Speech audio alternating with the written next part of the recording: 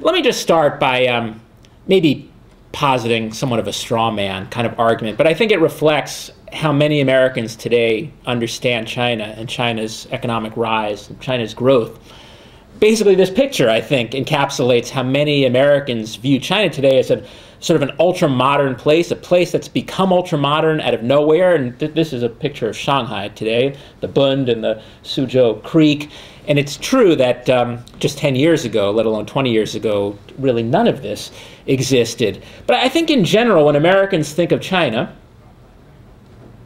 they think of certainly this story, a story of very rapid economic growth, and there's really nothing to be denied here. These growth figures are real. The sustainability may be debatable, but the growth has been sustained now for roughly 30 years and on a very impressive course. But for Americans, I think the complete picture is formed by the growth story and then the very rapid growth of China's trade surplus with the United States. And taken together, that story of a rapidly growing and modernizing economy coupled with a rather massive trade surplus with the United States says to many Americans that China is somehow, how to put this politely, eating our lunch in the game of globalization. Or put it somewhat differently, China is rising at our expense. China is rising sort of by playing by a different set of rules. It manipulates currency in the popular view, manipulates currency in order to push exports to the United States. China has a large number of state enterprises, so those can be subsidized in order to improve their competitiveness.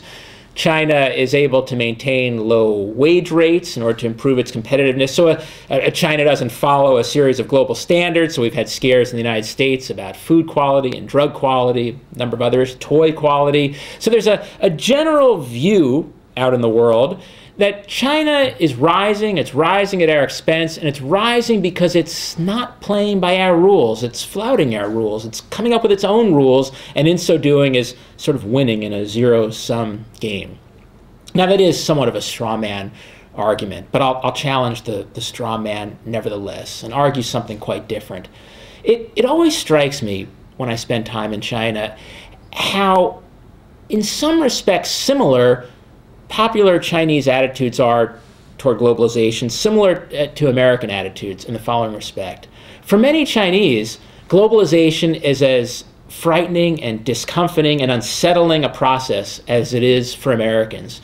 For many Chinese, the sense is that their country, their economic system, increasingly their social system, has not just integrated with a global system, but has effectively outsourced power, outsourced control, outsourced the power to write rules to a series of external parties, parties that are abroad. They may be intergovernmental parties, things like the WTO. They may be private parties, private commercial actors. They may be private parties who are providing financing. But there's a widespread sense in China that somehow power has left the country and rules are being written from outside. And precisely because rules are being written from outside, China is integrating globally and growing on somebody else's terms. And whether or not this is viewed in a zero-sum sense, we can debate, but there is a sense that somehow in this growth process, China is doing it on somebody else's terms. What I'd like to do is just give you a sense of what those other terms are.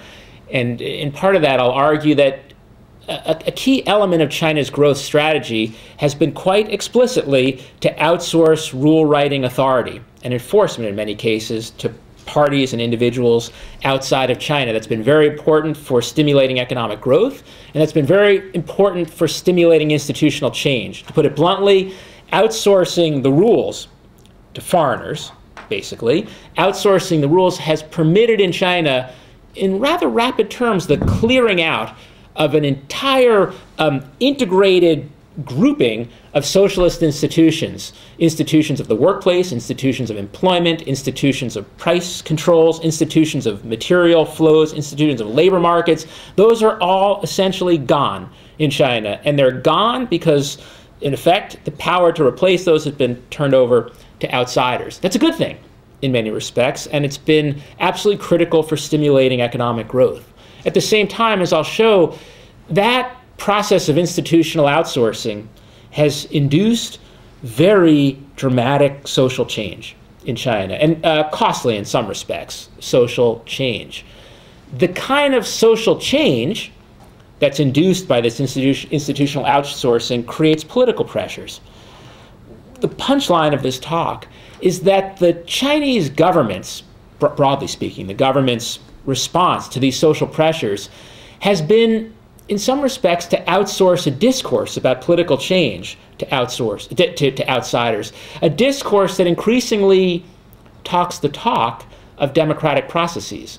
Now, it could be that that outsourcing process over the discourse of political change is utterly cynical, that the government is pushing a discourse of rule of law and a discourse of civil society. It could be utterly cynical, maybe. But the government's not the only one hearing this, certainly not the only one saying it, it's not the only one hearing it, and it's not the only one picking up on this discourse. So the punchline is, while many of us may hear that in China there's been very dramatic economic change, but rather absent political change, or dramatic economic change and very slow political change, I would argue that the political change going on in China today is as dramatic and maybe as rapid as some of the economic change. It may not be political change along the dimensions we necessarily would look for or would necessarily applaud. It's certainly not change along the dimension of elections or greater electoral accountability on the part of the government to the people, but there is change, and I'll get to that in just a moment.